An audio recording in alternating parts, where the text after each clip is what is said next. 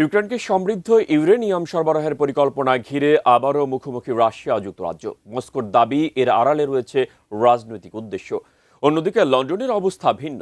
কিন্তু কেন এতটা ক্ষুব্ধ রাশিয়া, আর ব্রিটেন কি ব্যাখ্যা দিচ্ছে এই উদ্যোগের? বিস্তারিত জানাচ্ছেন সাদিয়া সিদ্দিকা। ইউক্রেনকে পারমাণবিক বিদ্যুৎ কেন্দ্রগুলোর জন্য সমৃদ্ধ ইউরেনিয়াম সরবরাহের পরিকল্পনা করেছে যুক্তরাজ্য। এই পরিকল্পনাকে উদ্দেশ্য প্রণোদিত পদক্ষেপ বলে তীব্র সমালোচনা করেছে রাশিয়া। দেশটির পররাষ্ট্র মন্ত্রণালয়ের মুখপাত্র মারিয়া জাখারোভা এক বিবৃতিতে বলেছেন, এই সিদ্ধান্তের পেছনে কোনো বাণিজ্যিক স্বার্থ নেই, বরং কিয়েভ সরকারকে অন্ধ সমর্থনের জন্য একটি রাজনৈতিক বার্তা দেওয়ার উদ্দেশ্য এখানে বেশি কাজ করছে।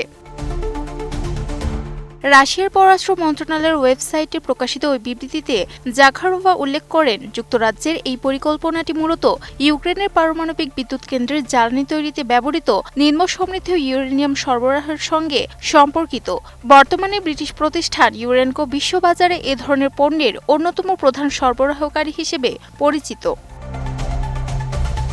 আমি বুঝি নির্মাণের শিল্প, সালাম স্টিল বোঝে durability. Salam steel, most durable steel. Maria Zakharova ইউক্রেনের প্রযুক্তিগত সক্ষমতা নিয়ে প্রশ্ন তুলে জানান, ইউক্রেনের নিজস্বভাবে পারমাণবিক জ্বালানি উৎপাদনের কোনো শিল্প সক্ষমতা রয়েছে বলে রাশিয়ার জানা নেই। তাই মস্কোর ধারণা এই ইউরেনিয়াম সরাসরি ইউক্রেনে যাবে না। এর পরবর্তীতে এটি তৃতীয় কোনো দেশের পারমাণবিক জ্বালানি উৎপাদনকারী কারখানায় সম্ভবত মার্কিন প্রতিষ্ঠান ওয়েস্টিং হাউসে পাঠানো হবে, যা পরবর্তীতে ব্যবহার উপযোগী জ্বালানি হিসেবে ইউক্রেনে সরবরাহ করা হতে পারে।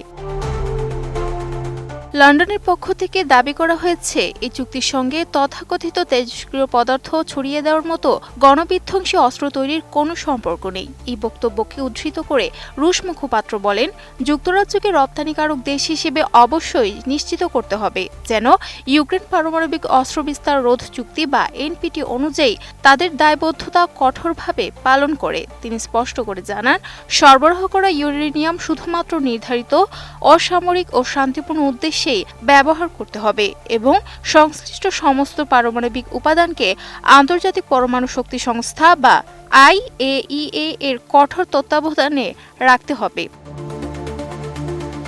সব শর্তের কথা উল্লেখ করলেও জাগারোভার মূল দাবি হল, লন্ডনের এই সিদ্ধান্তের মূল চালিকা শক্তি কোনো বাণিজ্যিক সমীকরণ নয়, বরং এটি সম্পূর্ণ রাজনৈতিক। প্রেসিডেন্ট ভলোদিমির জেলেনস্কির সরকারকে যে কোনো মূল্যে সমর্থন অব্যাহত রাখার প্রতিশ্রুতি দিয়ে রাজনৈতিক সুবিধা অর্জন করাই যুক্তরাজ্যের মূল লক্ষ্য।